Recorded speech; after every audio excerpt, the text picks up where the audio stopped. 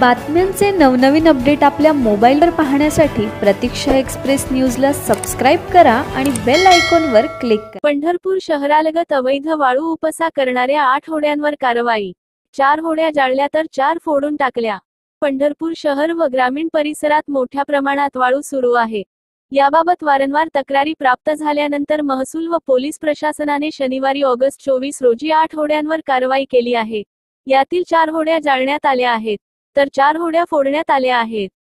भीमा नदीवरील अहिल्या पुलाखाली नदी पात्रात, रेल्वे पुलाखाली, इसबावी परिसरातील पाणीपुरवठा केंद्र, खाजगी शेतामधून वाट करून अवैधरित्या वाळू उपसा होत होता।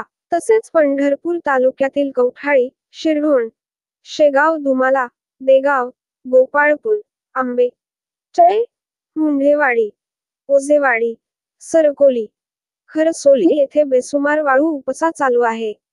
याबाबत नागरिकांनी महसूल प्रशासनाकडे तक्रारी केल्या आहेत, तर काही नागरिकांकडून सोशल मीडिया पोस्ट केल्या होत्या। यानंतर महसूल चिंचोली भोसे तलाठी श्रीकांत कदम या महसूल कर्मचाऱ्यांचे पथक नेमण्यात आले। प्रशासनाला जाग आली। तहसीलदार सचिन लंगुटे यांच्या मार्गदर्शनाखाली नायब तहसीलदार विजयकुमार जाधव, पंढरपूर तलाठी अमर पाटील, तलाठी महेशकुमार सानवत, शिरढोण तलाठी गणेश पिसे, पंढरपूर तालुका पोलीस ठाण्याचे पोलीस निरीक्षक टी.वाय. मुजावर व शहर पोलीस ठाण्याचे पोलीस निरीक्षक विश्वजित घोडके यांच्या मार्गदर्शनाखाली पोह.